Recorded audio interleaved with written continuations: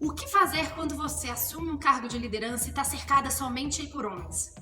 Pode ter gente que tira isso de letra, né? Mas e quando essa mensaiada toda não te enxerga como líder? Ou quando eles têm mais experiência do que você? Ou são de idades diferentes, gerações diferentes à sua? Ou pior, né? Quando tem aqueles caras meio machistas. Sabe? Você sabe do que eu tô falando, né? E aí a pergunta é, o que fazer nessa situação?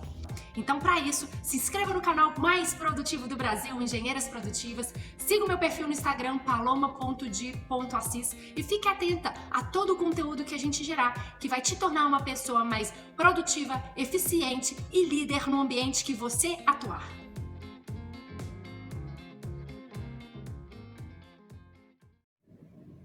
Câmera 1, ok. Câmera 2, ok. Muito bem, agora eu tenho que gravar. Ótimo, ótimo. Deixa eu te apresentar um cenário. Imagine a cena. Você tá lá, trabalhando, empolgada, aplicando seus conceitos de engenharia, tudo que você aprendeu na faculdade. E aí você se depara numa situação que alguém vira pra você e fala: pra ser gerente aqui tem que ter bolas. É de matar, né, minha filha? Complicado.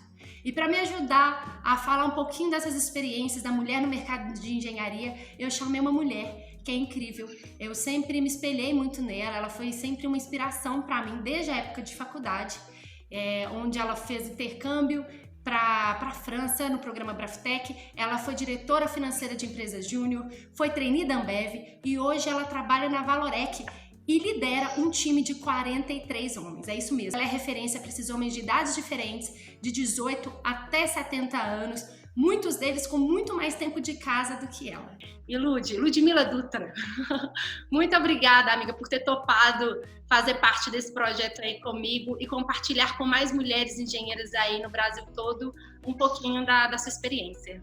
Eu fiquei, assim, muito, muito orgulhosa quando você me ligou, que você fez o convite, porque eu acho que é um projeto sensacional de um assunto que está tão em evidência e que precisa tão ser evidenciado, e que eu acho que a gente realmente tem muito a discutir, a gente tem muito a aprender, e esse projeto, eu acho que ele vai com certeza trazer isso e ajudar muitas outras pessoas. Então, muito obrigada. Aqui, eu fiquei... conta pra gente, acho que tá todo mundo curioso. Qual foi a sua resposta? O que você sentiu? Qual foi a sua reação quando falaram essa expressão aí, enfim, te colocaram nessa situação?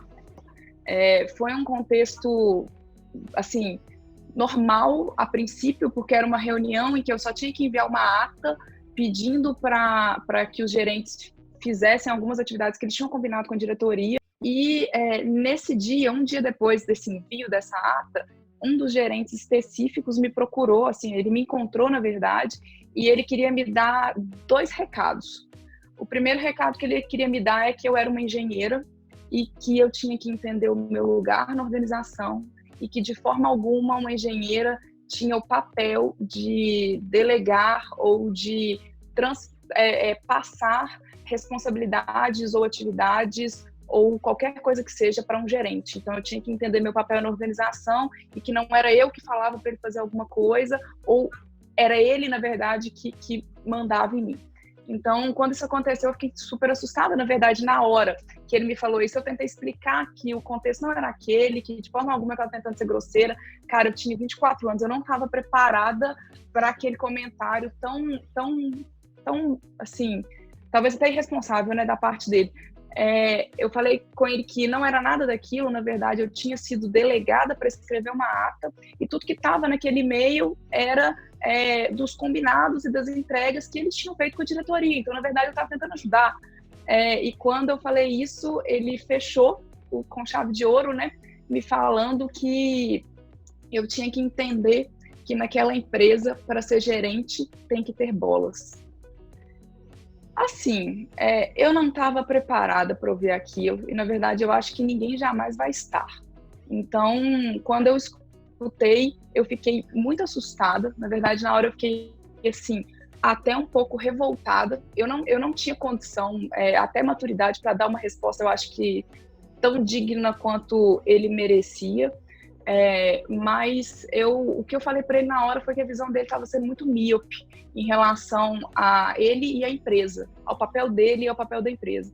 Mas assim, eu não consegui ter talvez uma assertividade tão grande, mas ao mesmo tempo eu aprendi muito com aquilo e aprendi desde a primeira experiência que aquilo dizia muito mais sobre a pessoa do que sobre mim, sabe? Então, assim, o preconceito estava nele, assim, né, a falta de tato e de jeito com as pessoas estava nele, não estava em mim. E aquilo foi uma experiência que me ensinou a como não tratar as pessoas, a como não ser, e é principalmente o valor que eu tenho. Eu fico muito curiosa, assim, sabe? Você tá com uma equipe de 43 homens, idades diferentes, experiências diferentes, níveis de conhecimento diferentes, né? Como que foi esse processo de preparação? Como que você chegou ali? Como que você foi surpreso ou não quando te ofereceram essa posição? O que você fez para estar nesse momento com essa equipe nesse tamanho? Um negócio interessante, assim, eu sempre gostei de trabalhar com gestão de pessoas, sempre, sempre, sempre. E quando você me fala assim, você me pergunta qual foi o seu processo para gerir esses 43 homens, assim, é isso que é o ponto, sabe? Não tem um processo para se gerir 43 homens, teve um processo para se gerir 43 pessoas. Eu não os diferencio de forma alguma de nada, sabe? Então, assim, foi um processo ao longo da minha carreira que eu aprendi a me respeitar, que eu aprendi a entender quem eu sou, e aí é um ponto assim importante que esse entender quem eu sou passou por um entender quais são os meus pontos positivos, as coisas que eu realmente sou boa em fazer e que eu tenho habilidade, e quais são as coisas que eu não sou tão boa assim e que eu preciso me desenvolver e que eu procurei desenvolvimento, ou que eu procurei me aliar a pessoas que tinham aquela fraqueza ou aquele ponto que eu precisava de alguma forma suprir para aquele desafio que eu estava diante dele. Como que você faz também para manter o engajamento desses homens, deles te enxergarem como uma líder, né? E não chefe? A diversidade, ela é característica humana. Então, assim, o diverso, ele faz parte do meu dia todos os dias em contextos completamente diferentes. E eu acho que a habilidade profissional que eu tenho que ter é a habilidade da leitura e da percepção, de saber qual perfil comportamental, qual tipo de habilidade que aquela pessoa tem, que se encaixa melhor aqui ou ali, e ela vai conseguir alavancar os resultados, e ela vai estar feliz, e ela vai entregar, e ela vai ver significado no que ela faz. Então, assim, o processo que eu crio com a minha equipe é um processo de gerar significado para eles, na diferença que eles têm entre eles e que eles têm comigo, e criar um coletivo de uma equipe como um todo, né? Então, assim, eu falo muito com eles, assim, nós somos um organismo vivo.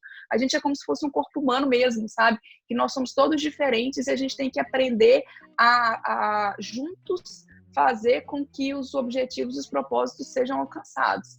Então assim, eu nunca diferenciei, mas ao mesmo tempo eu tratei o todo, entendeu? Dentro das peculiaridades que ele tinha.